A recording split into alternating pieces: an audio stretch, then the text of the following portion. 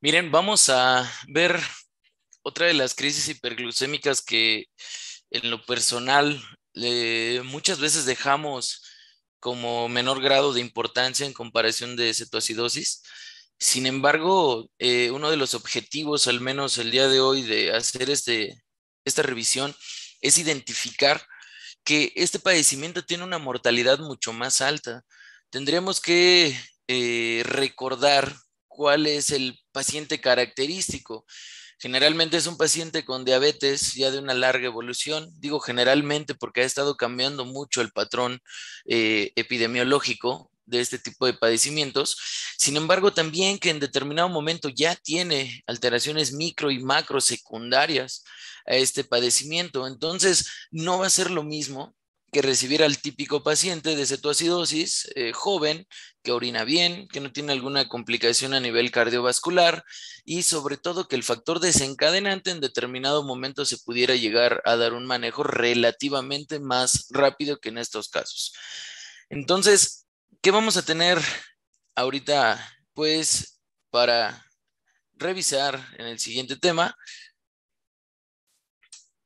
Bueno, los objetivos que tenemos planteado es cuáles son las características diagnósticas. Como bien lo comentábamos en la clase previa, hay que hacer una evaluación integral de nuestros pacientes. A mí siempre me ha gustado darle mucho énfasis al interrogatorio. Eso en determinado momento lo dejamos también en último lugar o como en un valor muchísimo menor, pero pues creo que siempre tenemos que preguntar todas las características, el inicio, qué toma, qué le pasó, etcétera, para que nosotros podamos guiar mucho mejor el tratamiento. ¿Cuáles serían los factores de mal pronóstico? También eso es algo que me interesa evaluar en este momento. Estamos muy relacionados con clasificar a una cetoacidosis diabética en leve, moderado o severo, pero muy pocas veces yo he escuchado que digan que es un estado hiperosmolar severo o que tenga características de mal pronóstico. Ajá, eso obviamente nos hace estar mucho más pegados con nuestros pacientes. Eso también creo yo que estas dos entidades es algo en donde tenemos que estar ahí, al pie. Recuérdenlo, es tomar controles seguido, es estar evaluando la glucometría, es estar evaluando la bomba de infusión, el estado de alerta, o sea, para que un paciente con crisis hiperglucémica evolucione bien y sobre todo tengamos el menor porcentaje de complicaciones es porque estamos pegados evaluando todo. ¿Qué es lo que pasa? Cuando preguntamos, ¿trataron igual ambos pacientes con cetoacidosis y estado hiperosmolar? ¿No? Imaginen, ustedes entregan la guardia, les pregunta su R+, ¿lo trataron igual? Y todos, híjole. Después de esto, de la clase, esperemos que veamos de manera diferente. Muchas veces, ¿qué es lo que pasa? Que vemos como algo similar, nada más que uno es en pacientes con diabetes tipo 2 de una edad más avanzada y lo otro es en pacientes más jóvenes con diabetes tipo 1. Eso ya actualmente sabemos que no es cierto, ¿no? Todo esto ha ido cambiando con el paso de los años. Y lo primero, algo que les gusta mucho de residentes es, ya cambió el concepto y todavía se denomina así. Entonces, ¿qué tenemos aquí? Que esto de no cetóxico prácticamente tenemos que cambiarlo, prácticamente tenemos que entender que ya no son las mismas características que estamos atravesando con los pacientes. Ya se ha documentado que pueden llegar a presentar una cantidad o un nivel mucho menor de producción de cuerpos cetónicos, ¿sale? Entonces, ¿cómo lo vamos a denominar actualmente? Como un síndrome hiperglucémico hiperosmolar o estado, ¿sale? Ahora sí que como ustedes gusten, pero sí cambiar esta parte de no cetóxico. Realmente estos criterios han ido cambiando con el paso de los años. ¿Qué tenemos como definición? Es algo que siempre nos han hecho énfasis ahí en los pases de visita, durante la formación, para poder identificar exactamente de qué estamos hablando. Realmente la mayoría de definiciones que encontré son como muy vagas, no dan muchos datos relevantes, pero bueno, así es como no lo refieren. Es definido por el conjunto de hiperglucemia, osmolaridad sérica elevada y deshidratación. Estamos hablando, en este caso, de esta definición. Contamos con algunas otras. una crisis hiperglucémica que cursa con deshidratación e hiperosmolaridad severa. ¿Ok? Entonces, todas confluyen en lo mismo. Nuestro paciente llega con un estado de deshidratación muy grave. Ajá, eso es algo que tenemos que tener siempre en mente. ¿Qué va a pasar con este tipo de pacientes? Cuando evaluamos las escalas comparativas en la pérdida de volumen y de electrolitos versus una cetoacidosis, pues vemos que en este caso el porcentaje, hablamos de un 30 hasta un 50% más de pérdida de volumen. Algo que siempre me gusta hacer énfasis también es que revisen literatura que nos hable de urgencias, que sea escrita por urgenciólogos, que sean datos recabados en el área de urgencias. A veces leemos, no sé, se me ocurre ahorita de EBC, de algo que escribe Neuro, de algunas situaciones, en este caso de crisis también por ahí de endocrino. Entendamos que el enfoque es distinto.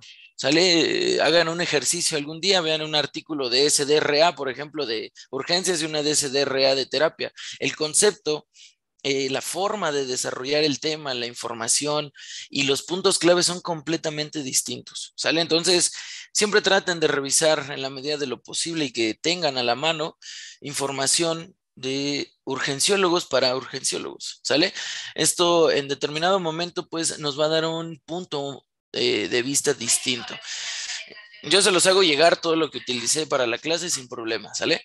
Se caracteriza por glucosa osmolaridad sérica elevada, cetonas mínimas o ausentes y una anomalía neurológica, más comúnmente estado mental alterado. Desde la pura definición, vean cómo el parteaguas es distinto de las características que nos habla del estado hiperglucémico en comparación de las otras revisiones.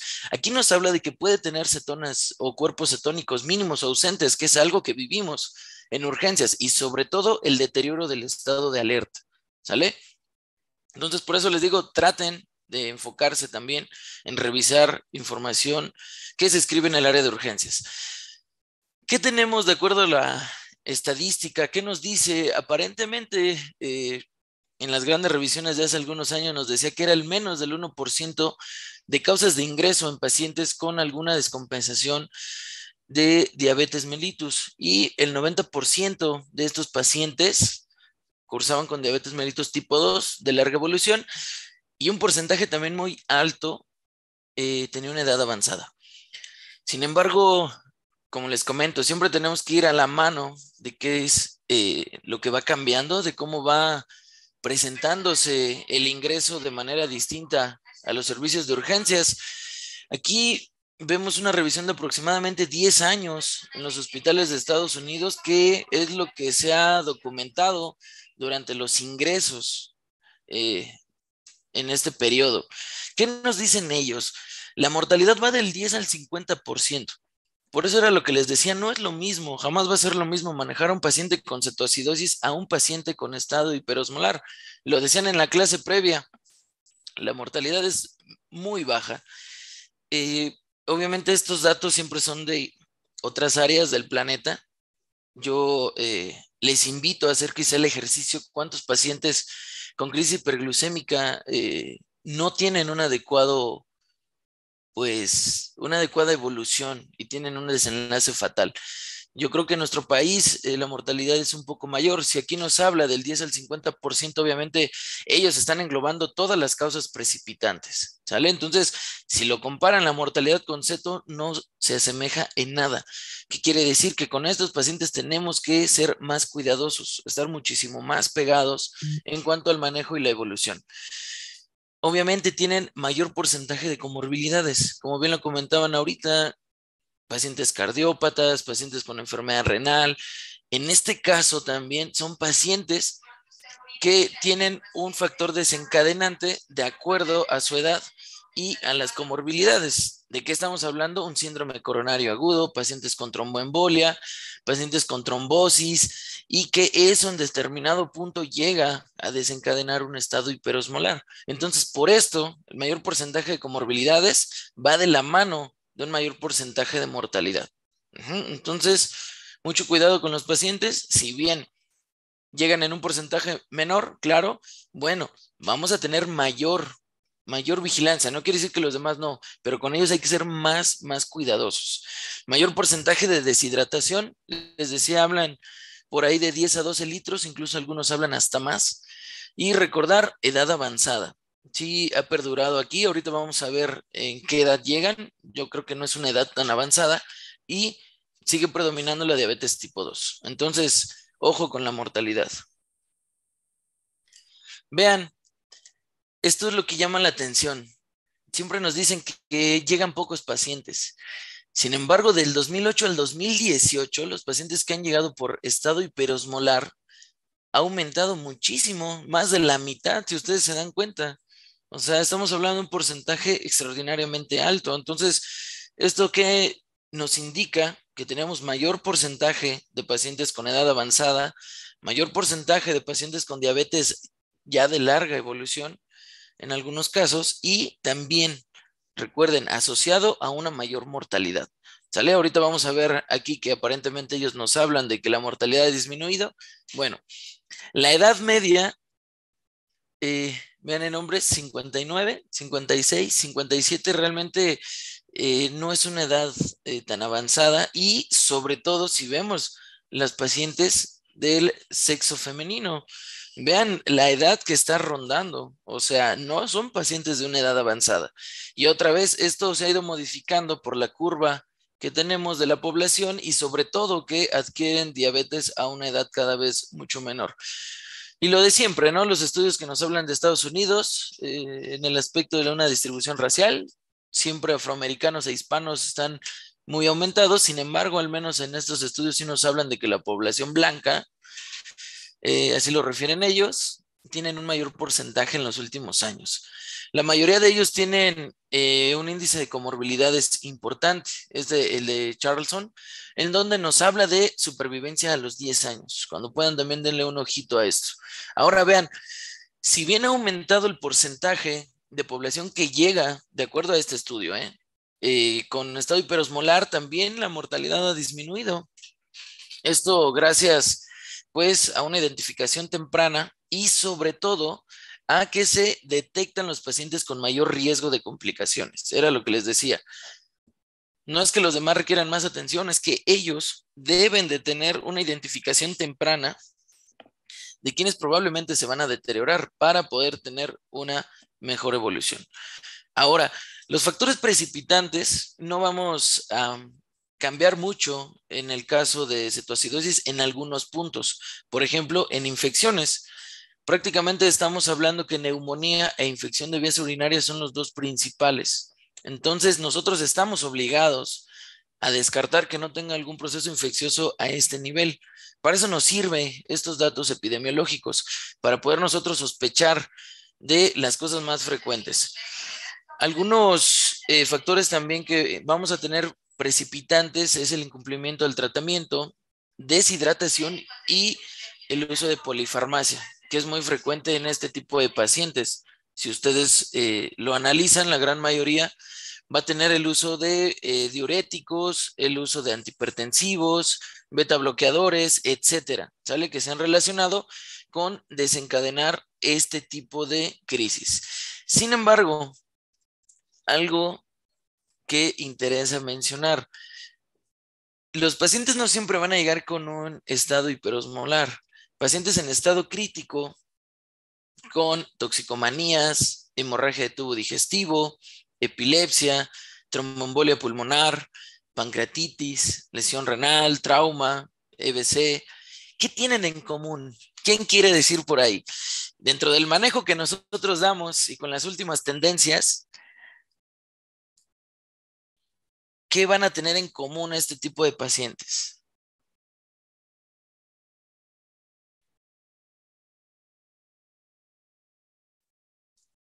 No, nadie. ¿Qué es lo que se está haciendo últimamente? Restricción de volumen. ¿Sale? Entonces, por eso les decía, no podemos irnos como a extremos. Realmente lo que está pasando en determinado momento es que ya los pacientes van a tener un riesgo de deshidratación y sobre todo nosotros vamos a dar una restricción de volumen.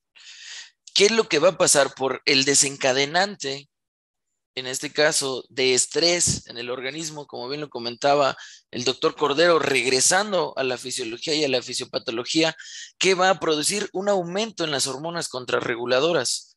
Esto, aunado a una restricción de volumen en un paciente con diabetes, en la gran mayoría mal controlados, vamos nosotros a formar parte de esta cadena de desencadenar una crisis hiperglucémica. ¿Sale? Entonces, mucho ojo, no vamos a irnos a un extremo de restricción total, pero también tener mucho cuidado con la cantidad de volumen que le vamos a estar administrando. ¿Sale? Entonces, siempre tener una evaluación crítica de los pacientes.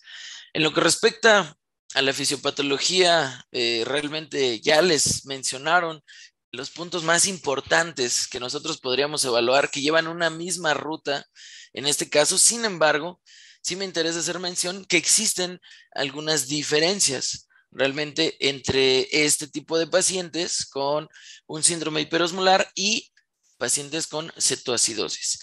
Recuerden que nos hablan mucho de los niveles de insulina, que en este caso se mantienen en un valor en donde todavía se encargan de mantener en su presión la producción de cuerpos cetónicos, pero no en un valor necesario para tener un efecto metabólico importante. ¿Sale? ¿Esto qué es lo que va a llegar a producir en algunos casos? Una producción mínima de cuerpos cetónicos. Recuerden que la evolución en ellos generalmente va en días. ¿Qué va a ocasionar esto? Mayor exposición a una diuresis osmótica, mayor riesgo de hiperosmolaridad, mayor deshidratación y obviamente una producción de glucosa más alta. ¿Qué es lo que hace realmente a los pacientes con cetoacidosis que vayan a atención de manera inmediata? La acidosis secundaria a la producción de los cuerpos cetónicos. ¿Sale? Recuerden lo que les mencionaba hace un momento.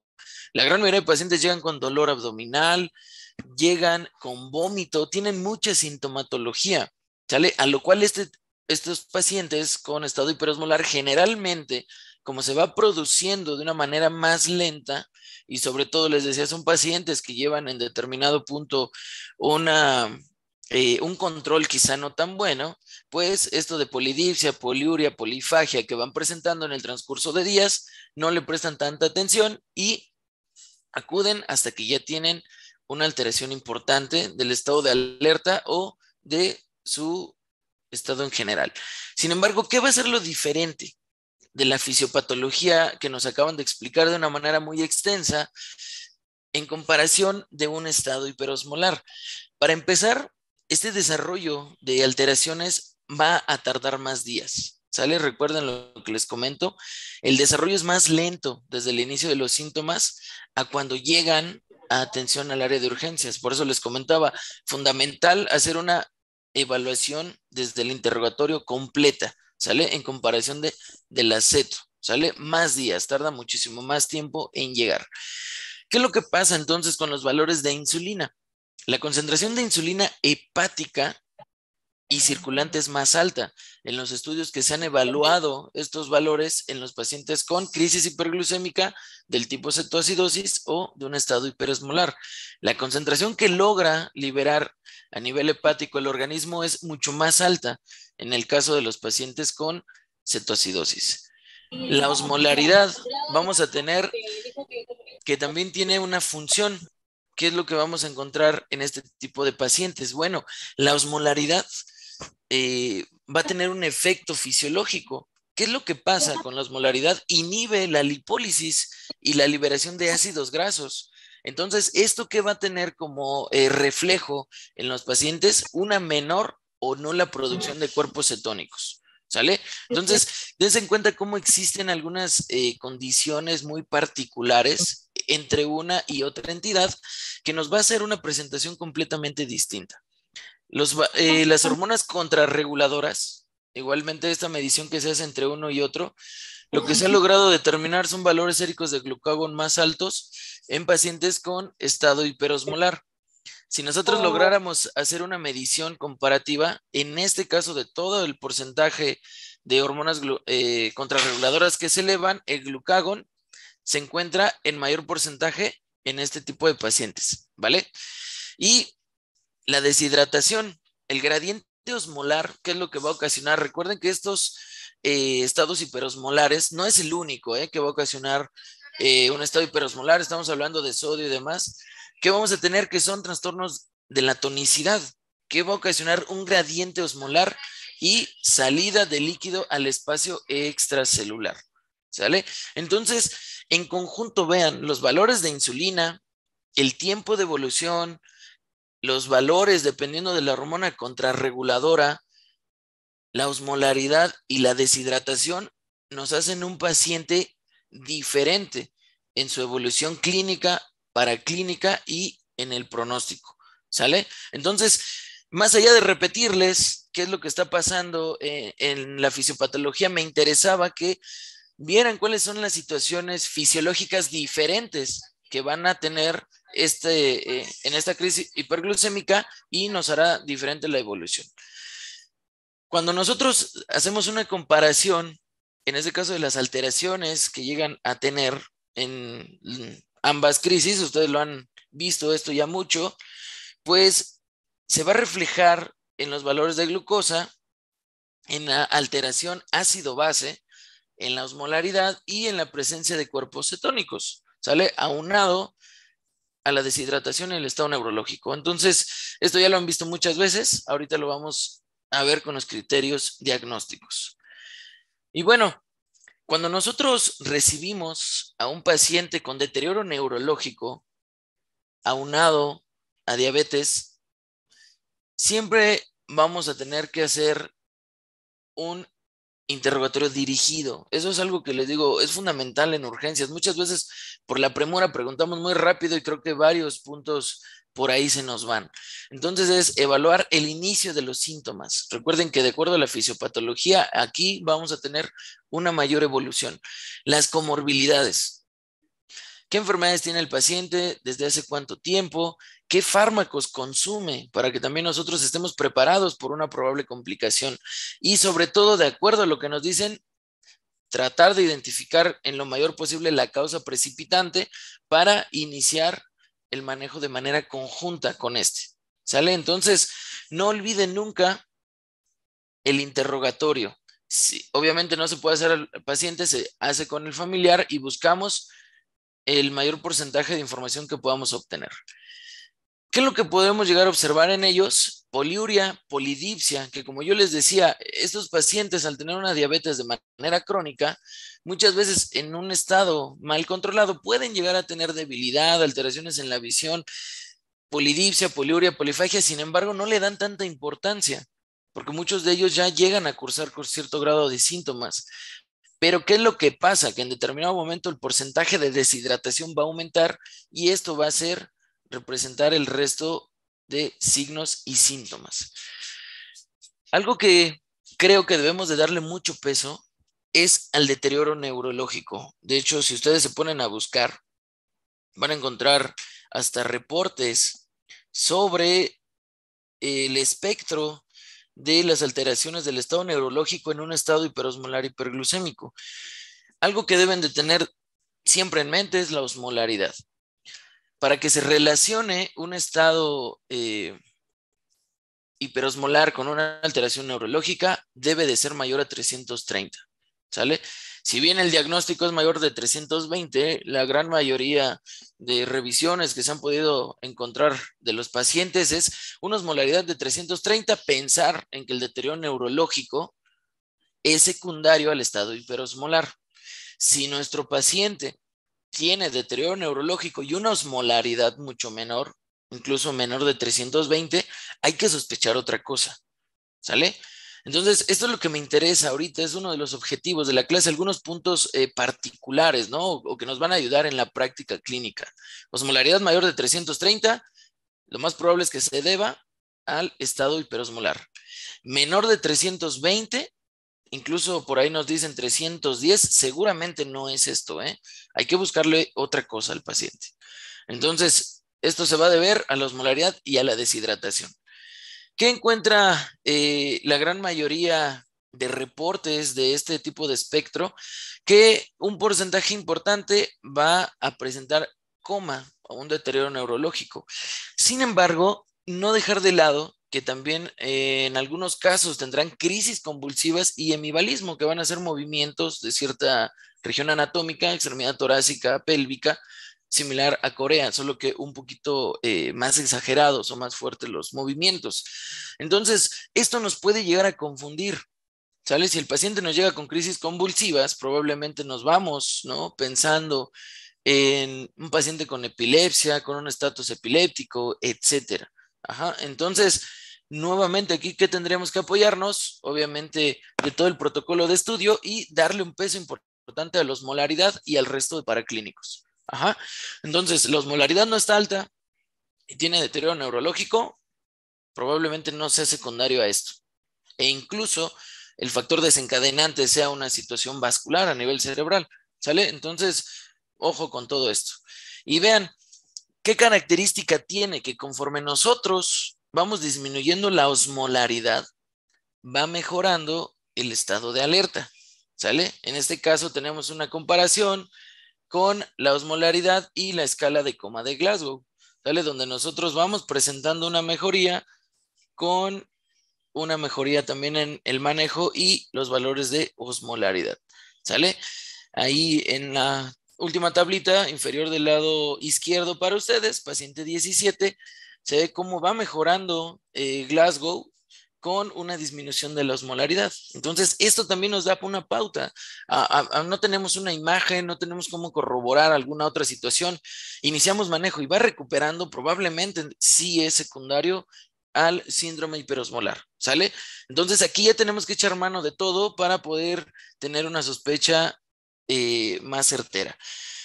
Si existe mucha duda, si tenemos nosotros una osmolaridad baja, si a pesar de todo lo que estamos iniciando el manejo no tenemos una mejoría, ¿qué es lo que va a pasar? Pues requeriremos de algunos auxiliares diagnósticos, como es el caso de una tomografía, si se cuenta con ello, ¿sale? Entonces, la idea es, recuerden, buscar el factor desencadenante de este deterioro. Obviamente, va de la mano el uso de algunas otras herramientas, como puede ser de laboratorio o de gabinete. Recuerden, vamos a pedir de manera inicial una biometría, química sanguínea completa, gases si fuera necesario. Recuerden, examen general de orina y una placa, pensando en primera instancia en proceso infeccioso, pero también algunas otras condiciones que puedan estar desencadenando un deterioro. Electrocardiograma y una evaluación en busca de algún proceso infeccioso o alguna otra situación desencadenante, ¿sale? Entonces, es una evaluación completa. Recuerden, fundamental, fundamental, buscar la causa precipitante, ¿sale? Porque nuestro paciente no va a mejorar solo con insulina, solo con volumen. Ajá, nuestro paciente va a mejorar con este tratamiento y de manera coadyuvante el tratamiento al factor. Ahora, ¿cuáles son los criterios diagnósticos? Si ustedes se van a buscar, en este caso, la última guía, hace algunos meses, que nos habla de los criterios, tiene un apartado por ahí que no se han establecido de manera general. Sin embargo, yo sí he encontrado que muchos coinciden, sí tienen algunos cambios con alguna literatura de Estados Unidos. Yo durante la clase me voy a inclinar un poco hacia la guía, o en este caso a la información británica, porque como bien lo dijeron, nosotros ya estamos muy acostumbrados a seguir las publicaciones americanas, entonces creo que vale la pena tener las dos y no guiarnos de una o de otra, sino de las dos en conjunto, tener un criterio, ¿sale? ¿Qué nos dice aquí? Hipovolemia severa. Eso es uno de los criterios diagnósticos, ¿ven? Y eso va a ser muy difícil, de poder evaluar con algún número. O sea, requiere una exploración y ahora sí identificar a nuestro paciente y poder utilizar alguna otra herramienta. Pero lo primero es evaluarlo. Sale clínicamente, llenado capilar, entre otros que ya serían quizá un poquito más invasivos, pero sí partir de ahí. Cómo tiene la piel, la turgencia, etcétera. La osmolaridad, vean, diagnóstico es mayor de 320. Aquí cabe mencionar que incluye cetonas, bueno, creo que ahí dice sertonas, perdón, cetonas menores de 3 milimoles. Ajá. La glucosa tiene un punto de corte menor que las guías americanas, 540, un pH mayor de 7.3 y un bicarbonato mayor de 15. Ajá. Entonces, estos son los criterios que nosotros tenemos para poder hacer el diagnóstico de un síndrome hiperosmolar. Hipovolemia severa, osmolaridad mayor de 320, cetonas menor de 3 milimoles o en su defecto menos de 2 cruces. Digo, ya hablando en lo que podemos llegar a medir. Glucosa mayor de 540, pH mayor de 7.3 y bicarbonato mayor de 15. ¿Sale? Para tener la consideración en los pacientes. Como les decía, algunos puntos de corte que podemos llegar a tener pues de la Asociación Americana de Diabetes. Cambia en este caso los valores de glucosa, 600. Y pues bueno, por ahí no hay como tantos cambios con los demás. Ahora lo que yo les comentaba, ya identificaron que tienen un paciente con un estado hiperosmolar. ¿Qué sería un paso fundamental? Identificar de este rubro cuál es un paciente potencialmente complicable. Recuerden que una de las funciones primordiales de nosotros los urgenciólogos es identificar qué paciente se va a poner grave, qué paciente va a tener una evolución mala. Y si bien ya tenemos aquí algunas bases que nos pueden ayudar, con mayor razón tenemos que identificar y buscarlas a propósito de nuestros pacientes. ¿Qué nos reportan aquí? Una osmolaridad mayor de 350, potasio menor de 3,5 o mayor de 6, que esté con bradicardia o taquicardia, una uresis menor de 0.5, Glasgow menor de 12, sodio mayor de 160, un pH menor de 7.1, que esté con una presión arterial sistólica menor de 90 y lesión renal o creatinina mayor de 2.2. ¿Sale? Entonces, aquí, ¿qué vamos a hacer? Vamos a encuadrar a estos pacientes con un estado hiperosmolar con criterios de gravedad. ¿Sale? Entonces, para poder identificarlo y en determinado momento, la gran mayoría de ellos va a requerir un manejo en terapia intensiva. Ahora, ¿qué es lo que vamos a tener? Un 30% de los pacientes no van a cumplir con criterios puros, como lo comentaba también el doctor Cordero hace un momento. Del total de los pacientes que tengamos con estado hiperosmolar, un 30% no va a cumplir con estos criterios. ¿Qué quiere decir? Que van a tener criterios prácticamente mixtos, ¿no? No cumplen ni una ni otra. Sin embargo, nosotros vamos a diferenciarlos en algún momento si es posible. ¿Qué es lo primero que tendremos que hacer? Evaluar el cuadro clínico, como yo les comentaba, la evolución, el tiempo, y algo fundamental es el deterioro neurológico. Si ustedes lo recuerdan, en cetoacidosis diabética hasta una ceto severa, probablemente tenemos un deterioro muy importante a nivel neurológico. Respiración de Kussmaul y dolor abdominal generalmente se presentan en los pacientes con cetoacidosis, no en los pacientes con estado hiperosmolar.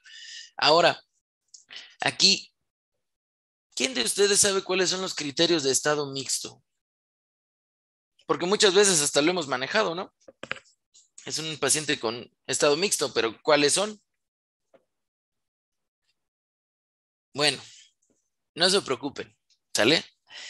Vamos a tener que, la verdad de estado hiperosmolar es un poco complicado encontrar información, incluso en los artículos que vemos de crisis hiperglucémica viene muy extenso en ceto y viene estado hiperosmolar y un párrafo, ¿no? Sin embargo, siempre busquen, van a encontrar, ¿sale? ¿Qué nos dice aquí esta revista de investigación en diabetes?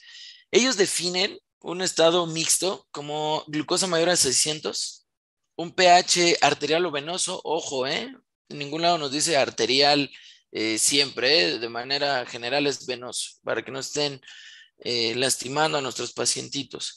Bicarbonato menor de 15, cetonuria y osmolaridad elevada, mayor de 320. Si se dan cuenta, son criterios combinados, ¿no? Y prácticamente ellos son de los pocos, al menos que yo he encontrado, que les pueden plasmar escrito cuáles son los criterios para un trastorno mixto. Ajá. Entonces, fundamental basarnos en la literatura también para poder determinar qué pacientes están cursando con esto. Ahora, Ya que tenemos identificado en nuestro paciente los factores de riesgo, quién está cursando en determinado momento con los criterios de severidad, bueno, ¿qué vamos a hacer con ellos? Bueno, ¿cuáles son los objetivos de dar el manejo? Disminución de la osmolaridad de glucosa y reposición de volumen y electrolitos perdidos si fuera el caso. Sin embargo, esto va de la mano con prevención, ¿sale? Esto me interesa mucho que les quede claro. No solamente es un objetivo, o sea, cuánto le voy a bajar, cuánto quiero de glucosa, cuánto quiero de osmolaridad, no. Esto lo vamos a hacer siempre y cuando de la mano de la prevención, ¿sale? Sí vamos a buscar una meta, pero con el objetivo también de prevenir trombosis, edema cerebral y desmielinización osmótica, ¿sale? En este tipo de pacientes. Recuerden que es un trastorno otra vez de la tonicidad y una de las complicaciones es el edema y desmielinización. Ahora,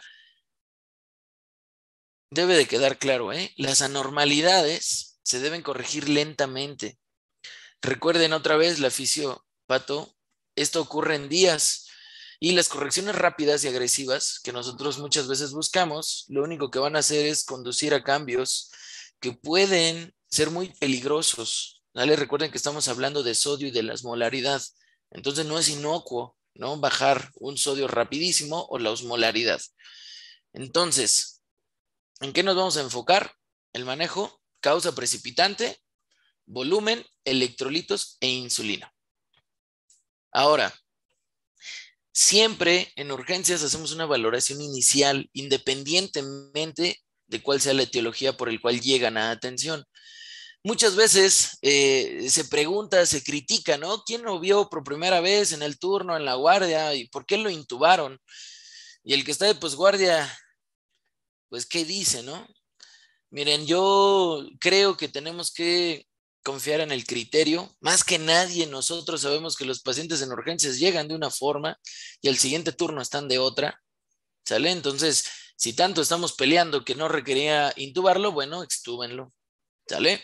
Entonces, vamos a ser objetivos, vamos a ser equipo y vamos a confiar en el criterio de nuestros compañeros también que están. Si fue el manejo por algo, pues en teoría requería el paciente y si no, pues vamos a corregirlo, despertar y extubar a nuestro paciente. Lo que ustedes preguntaban, yo también me lo pregunté muchas veces, ¿no? A mis R+, a mis adscritos, si tiene enfermedad renal, si es cardiópata, si falla hepática, etcétera, ¿cómo va el volumen? Y muchas veces me decían, hay que individualizar y depende de la clínica. Y aunque había muchos que con eso se conformaban, pues realmente no nos dice mucho, ¿no? Yo decía, híjole. Y es lo que ahorita platicábamos, es difícil poder decir cuánto porque no viene en ningún lugar escrito. ¿Yo qué les sugiero, no? Les decía la vez pasada que tuve la oportunidad de ir con ustedes. Si yo no digo a favor, bueno, entonces, ¿qué propongo? Bueno, aquí lo primero es tomar información de todo lo que nosotros tenemos del manejo de volumen en los pacientes. Lo primero que creo que tenemos que identificar es el paciente está estable o inestable. ¿Sale? O sea, eso es algo de lo que tenemos que partir. Recuerden que tenemos que garantizar la perfusión, eso es nuestra función también. Entonces, ya existen algunos protocolos establecidos durante la reanimación en el área de urgencias, en donde recuerden que la primer fase que nos compete en el paciente en el área de choque dura minutos. Ajá, o sea, este aporte agresivo de volumen es en minutos, hablando de tiempo y de volumen, ¿sale? Entonces, en teoría es cuando nosotros administramos mayor volumen buscando mejorar la perfusión, ¿sale? Entonces, lo primero es preguntarnos, ¿está estable o está inestable? Para saber cuánto le vamos a iniciar.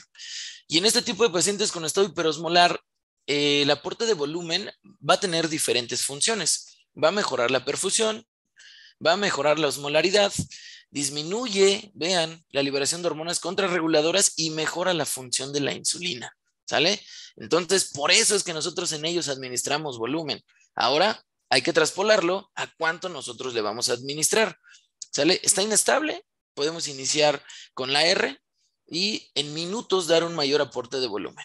¿Por qué? Recuerden que sobre reanimar a un paciente tiene efecto deleterio en casi todos los órganos y sistemas del organismo, ¿sale? Entonces, fundamental poner atención en los pacientes, cuánto volumen y la velocidad, ¿sale? Ahora bien, ¿qué tenemos a continuación? Lo que les decía, hay que determinar en primera instancia, pues, ¿qué tenemos con nuestro paciente, no? ¿Qué es lo que quieren? ¿Realmente una prueba de volumen? Eh, ¿Solamente iniciar volumen para mejorar la perfusión? Y sobre todo, las definiciones. Para empezar, cuando nosotros hablamos de un bolo, tienen que identificar que estamos hablando de 500 a 1000 mililitros, ojo, en menos de 15 minutos. Esto ya está totalmente establecido para poder definir que tenga un efecto a nivel hemodinámico, ¿sale? Entonces, de eso va a depender mucho, ¿ok? No solamente es cuánto, sino en cuánto tiempo. Posteriormente a esto, si ustedes quisieran administrar esta parte de volumen, estaremos hablando aproximadamente entre 250 a 500, pero es posterior y, ojo, individualizando si lo requiere. El reto de volumen les habla de 3 a 4 mililitros, pero también se va a administrar de 5 a 10 minutos, ¿sale? Y esto estamos evaluando el gasto cardíaco. Y si habláramos de una cantidad específica, son 200 mililitros. Aquí están las bibliografías, también se los envío para que vean en dónde se parte estas definiciones en cuanto a cantidad, ¿ok? Entonces, esto debe de quedar claro. ¿Está estable, está inestable? ¿Qué requiero? ¿Un bolo o un reto? Y el reto, recuerden que es para evaluar si mejora el gasto cardíaco y si va a ser benéfico. El bolo para mejorar en ese caso la hipoperfusión y ya posteriormente les decía incluso ameritar aminas. ¿Sale? Entonces, algo establecido como tal no he encontrado. Digo, ustedes se encuentran, también me lo mandan, por favor. Ahora bien, ¿qué vamos a tener en común con estas recomendaciones? Las dos más grandes, Estados Unidos y pues las guías británicas, coinciden en que en la primera hora aproximadamente vamos a administrar 1 litro, ¿sale? Eso coincide. Es muy importante tener en mente, ¿sale?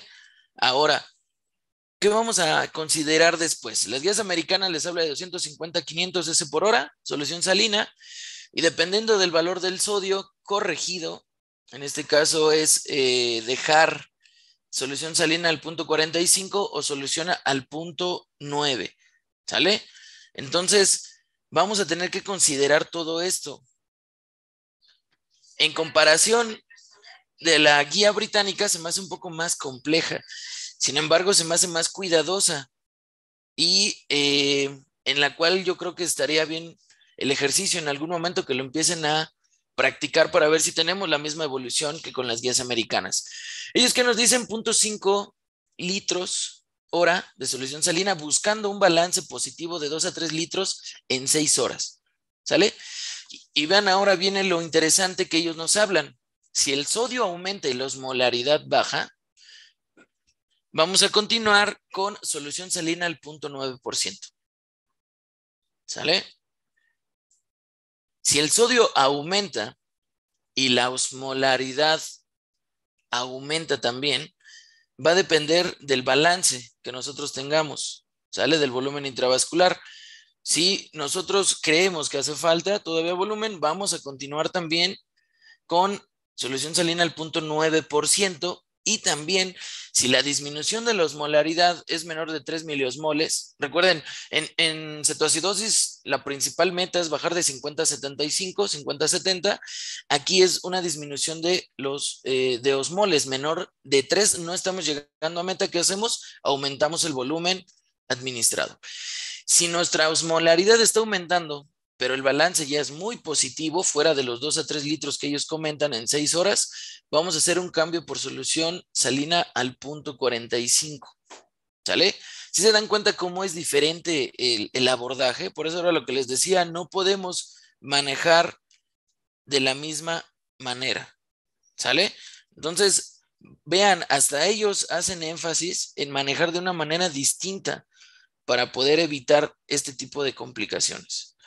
Ahora bien, ¿qué tenemos? Si nosotros estamos identificando que la osmolaridad está disminuyendo más de 8 miliosmoles, estamos hablando que estamos saliendo de la meta, se disminuye el volumen infundido o la insulina en infusión.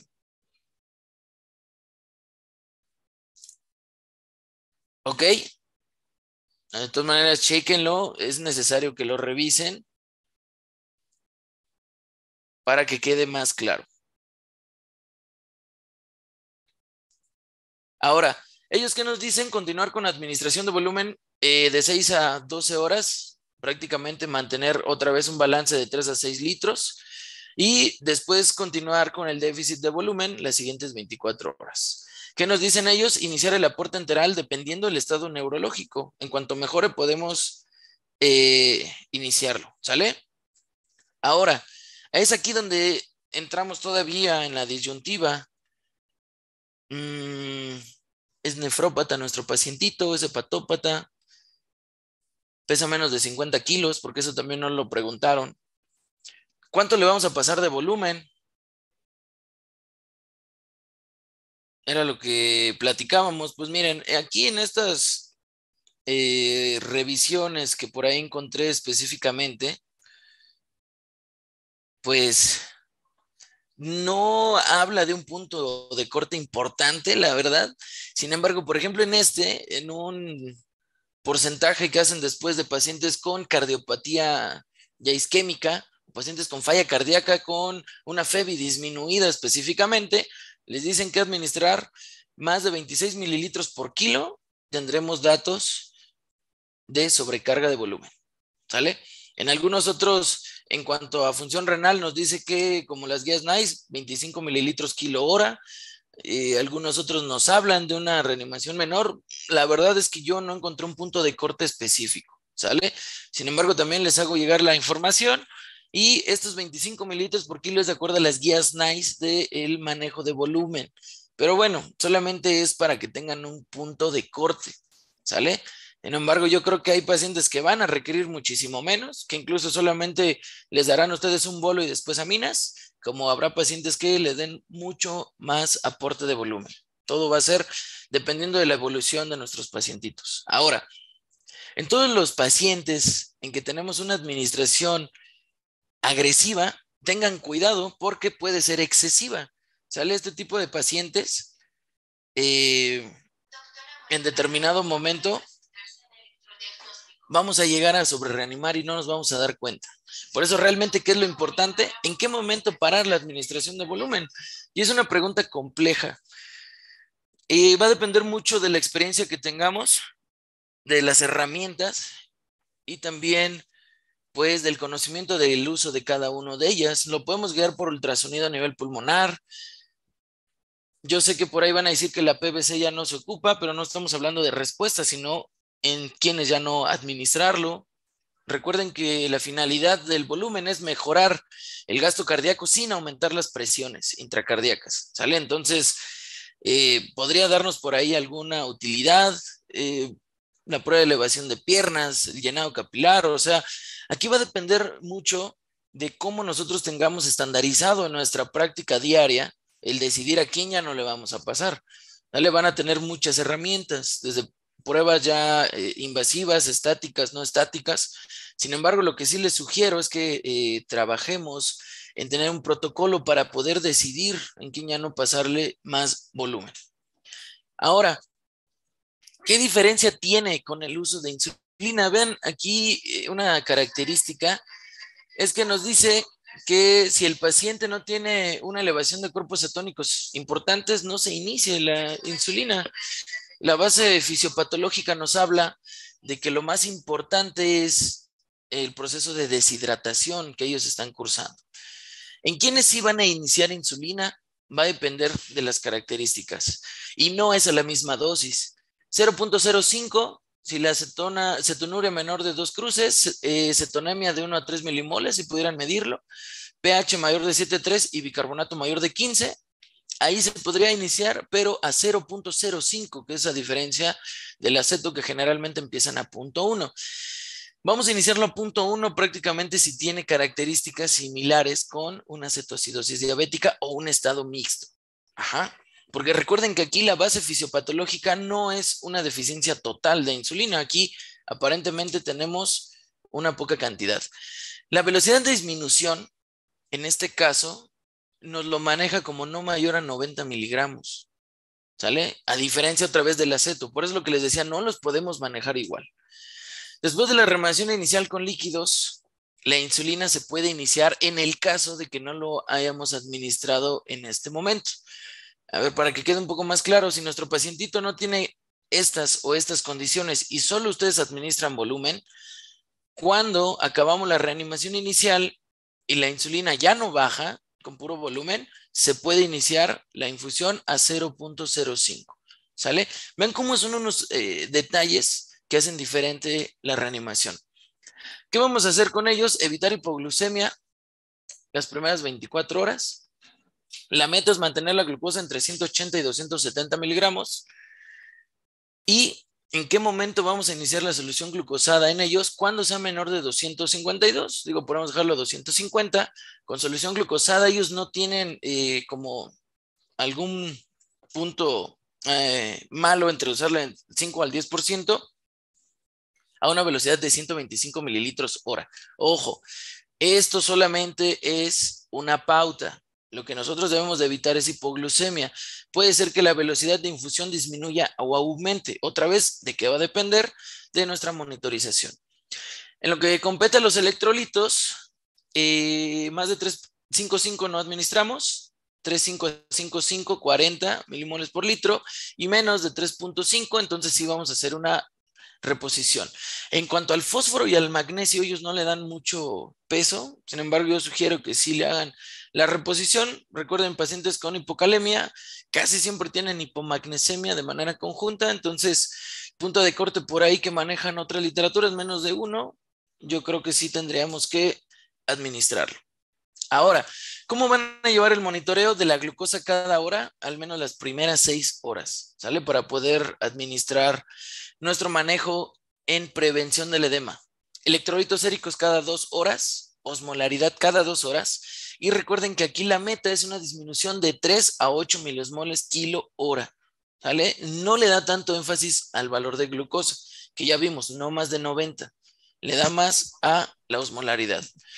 Y recuerden las fórmulas, ellos nos hablan de 2 veces sodio, glucosa más urea, pero recuerden que ellos utilizan milimoles, nosotros podemos utilizar la fórmula de la osmolaridad efectiva, 2 veces sodio más glucosa entre 18 y siempre recuerden corrección de nuestro sodio para saber en determinado momento qué solución utilizar.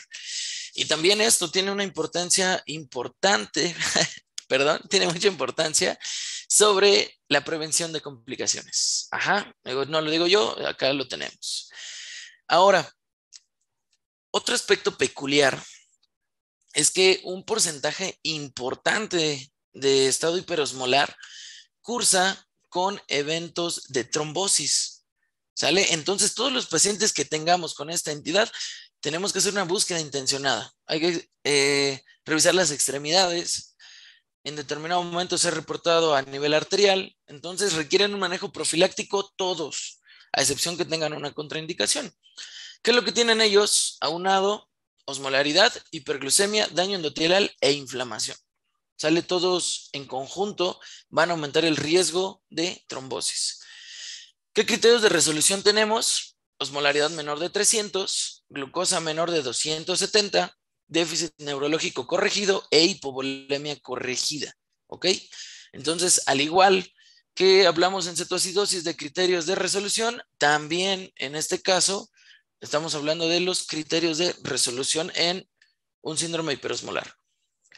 Y vean lo que les decía, la corrección bioquímica, lo más probable es que se alcance hasta las 72 horas. Entonces, no tenemos por qué correr para tenerlo bien a nuestro paciente. Va a depender del estado basal, de qué alteraciones ya tenía previamente incluso nuestro paciente, porque puede tardar más. La insulina, comentan ellos, suspender al tolerar la vía oral y cambio de insulina a subcutáneo como él tenía su manejo previo. No hacen este escalonamiento o como nos reporta tanto los americanos, ellos simplemente dicen cambio de insulina cuando tenga una corrección. Y algo fundamental, movilización temprana por el riesgo de trombosis. Y bueno, solo para comentar, hay mucha información de hiperglucemia, de un estado hiperosmolar en pacientes adolescentes. Entonces, no lo dejen de lado. No todo lo que teníamos en mente se sigue cumpliendo. ¿Sale?